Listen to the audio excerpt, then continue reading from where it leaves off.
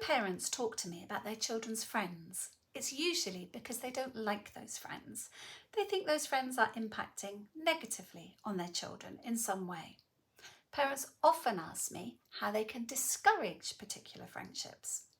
My advice is always to start from the understanding that children are experts in their own friendships. Peer groups are a bit like ecosystems. There are really complex factors all interacting. And as a parent, I'm not an 8-year-old boy in the playground or a 12-year-old girl at a birthday party.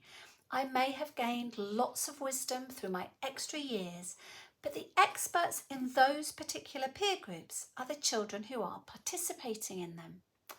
So telling your child that this or that friend is not a nice person or that they should or shouldn't be friends with them is unlikely to be effective. A more helpful approach is to think with your child about what's going on, to be curious and explore with them. You might be surprised exactly how savvy they are about their own friendships. You could use some focused questions to do this, such as, if you were stranded on a desert island with just one friend, which friend would you prefer it to be? Or if you had one spare ticket to the best concert this year, which friend would you take? Or you could play most likely, least likely. Which of your friends is most likely, least likely to tell a secret? Which of your friends is most likely, least likely to get you into trouble? Which of your friends is most likely, least likely to notice if you're feeling sad? When we wonder with our children, we get a real insight into the way they think. And it might be that your daughter already knows that one of her friends isn't very nice to her, but she's weighed up the social capital of that friendship and decided to stick with it on balance.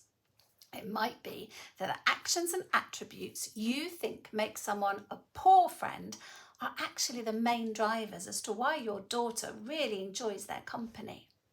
Rather than trying to direct their choices, exploring children's thinking with them harnesses their expertise and equips them to make better choices. It also means we are less likely to be judgmental and more likely to connect with our child and help her feel heard and understood. Anything that can be reworded as you should or you shouldn't is fundamentally a judgment. And no matter how well-intentioned our advice, when it comes to talking about our children's friends, judgments will often be interpreted as criticisms. Criticisms of their friend, criticisms of our child for being friends with them. And alienating our child through criticism of her friendship choices is not going to be helpful to help her resolve them. When we think with our children and explore with them their own understanding, we're also less likely to project our experiences onto our child's situation. So for example, if you have experience with a hurtful or difficult friendship, you might see that mirrored in your child's friendship when that isn't actually how she is experiencing it. It's your child's understanding and emotions that we want to identify and work with, not how we would feel in the same situation. So rather than telling your child who they should or shouldn't be friends with, work with them to explore and develop their understanding of their own friendships so that they can make good choices in whatever situations they find themselves in.